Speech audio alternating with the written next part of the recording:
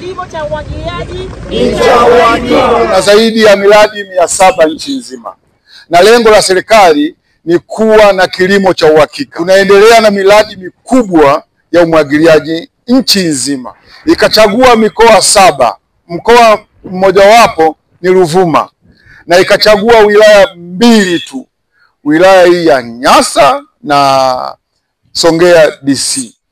Katika wilaya hii ya Nyasa palipatikana wakulima zaidi ya 280. Tukaona tuwagawanye wakulima 10 kuwapatia kifaa kimoja cha kumwagilia.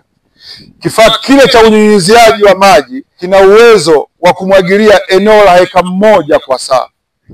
Unaweza ukaona sasa, je, tulioko huko chini tunalima hayo maeneo makubwa kiasi hicho? Sasa kikundi cha watu 10, kumbe tunaweza kwa siku tukamwagilia zaidi ya heka 10. Na sisi tunajua wote, hata kama mvua huwa inanyesha, huwa hainyeshi kila siku. Kwa hiyo tuna uwezo tukamwagilia leo heka 10, kesho tukamwagilia heka 10 zingine, kesho kutwa tukarudi huku mwanzo, tukaendelea hivyo. Kwa hiyo kwa awamu hii kwenye mitambo hii peke yake tunakwenda kumwagilia eneo la heka zisizopungua 4,000 kwa maana ya hii mikoa 7 niliyoitaja katika wilaya 19. Mshukuru Rais Daktari Samia Suluhu Hassan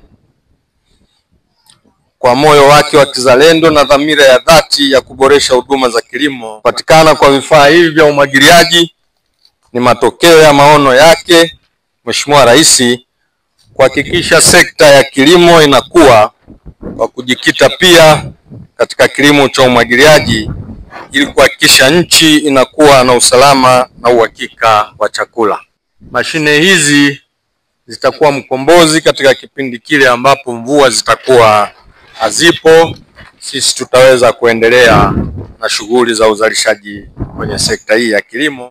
Kupatikana pia kwa mashine hizi kunaenda kutuhakikishia ndani ya mkoa wetu wa Ruvuma usalama na uhakika wa chakula. Ruvuma ni kinara katika uzalishaji wa mazao ya chakula na kilimo, na kwa maana hiyo tunatambulika kama ghala la chakula.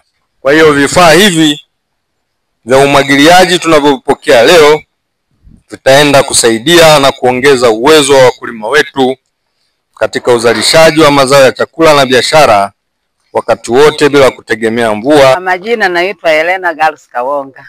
Ni mwenyeji wa kijiji cha Malungu. Tumepata mitambo, tunashukuru sana kwa ujio wenu na kutuletea mali kama hizi. Tutakuwa na maendeleo mazuri baada ya mwaka mmoja. Mwaka wa pili tuko juu. Tutalima vitunguu, yenyewe mahindi, kiangazi na kifuko, nyanya, yani mazao mbalimbali. Hatutakuwa na shida nyingine tena. Tulikuwa tunamwagilia na ndoo. Tunabeba mamini basi ndoo ya kufika kumwagilia mchana mzima, jua linatuwakia. Ekari moja mtu unazunguka unashindwa nije nimalizie kesho.